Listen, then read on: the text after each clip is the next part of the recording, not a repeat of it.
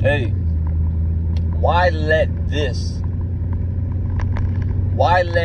reality, this realm, this prism, this cube, this box, this matrix, this reality consume you and take your life spark?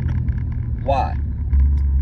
Well, when we look at reality as a whole, if you're noticing that reality is changing itself, things around us is changing, people are changing at a rapid rate, and the dogma of the rat race of becoming who they say you need to be is becoming it's almost, if you're awake, it's becoming something of old. It is becoming not even something that many would say you need to strive for, you need to run for, because the world and the society that we live in now is saying, hey, you need to be this man, this woman, you need to be this and dress this and be this, and they tell you what you need to be. But have you ever slowed down and considered what your avatar, I'm gonna title this Avatar Part 1. Your avatar, right? Because you got to remember, we are spirit, right? You are spirit. You're going through a school of levels of understanding, levels of failure, levels of success, or whatever that may be to you. And you're noticing that you're going to have shortcomings, right? You're going to have trials. You're going to have problems. You're going to have aches and pains, man. This body, this spacesuit, this avatar suit is going to go through metamorphosis. It's like a caterpillar. The caterpillar once becomes small, and then it grows into a caterpillar. Then it morphs and goes into a cocoon. And when it goes into the cocoon, then it has another a time of transformation, where it transforms, and then it comes out over time to a beautiful butterfly.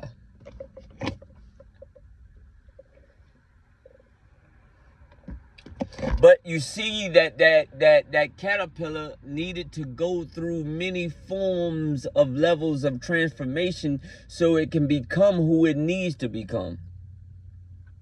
But it had to go through some things.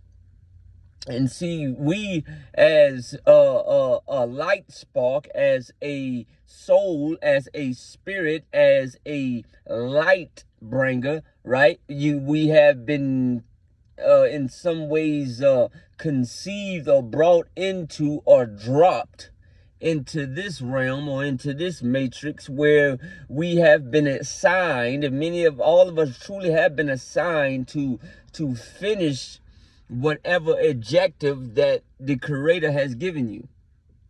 Now, many of us don't finish the objective. Many of us, we go to a place and we get there in this realm, or in this mission, or in this part of this chapter of your spiritual walk or your life, and you get to a place where it feels like that there's a wall there, and some break through the wall and some don't. Some see the wall and they realize that there's other levels behind that level, so they find ways to chisel it down and break through and get to the next. And then some see a wall as a barrier, and they don't have the spiritual wherewithal to keep going, so they give up. And man, I always been one to realize that I have to press forward. But it comes to a place now, as I'm getting older, I'm realizing that this realm, this school, this prism that I have been put into, it wants you to continue to get to nothing. When you realize in the book of Ecclesiasticus, or AKA the Wisdom of Solomon, I was reading it this morning. It was talking about how life and wisdom the world's wisdom and wisdom of the Father is two different things, and many love worldly wisdom instead of wisdom from the Creator. So while I have your attention, I want to give you something here. I want to go to the gospel of truth. Let me go into the gospel of truth here. I want to show you something. A true place of rest. This is where our mindset needs to be.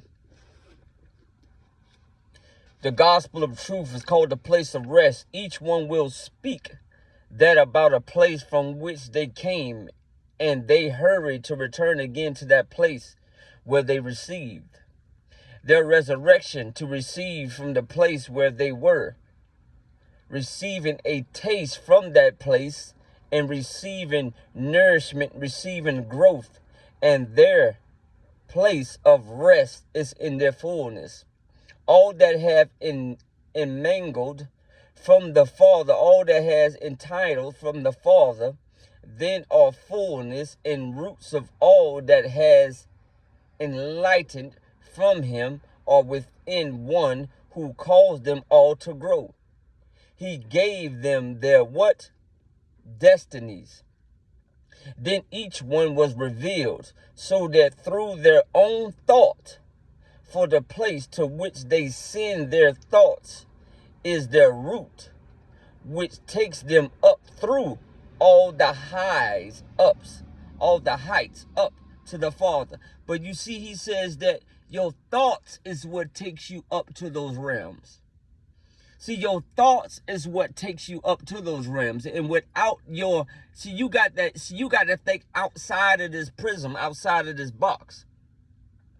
But see, the dopamine and the social media and the who's and the what's what and the religions and these buildings and these churches and these synagogues, and everybody wants you to be sheep led to the slaughter. I'm telling you, you're sheep led to the slaughter. Why? Because he says that strive to enter in through the narrow gate. The narrow gate is that oneness of self.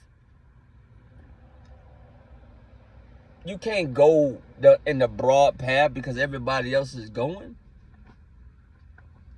Or maybe that's what you've been taught. They embrace his head, which is the rest for them. And their gasp, approaching him as though to say that they receive his expression by the means of a kiss.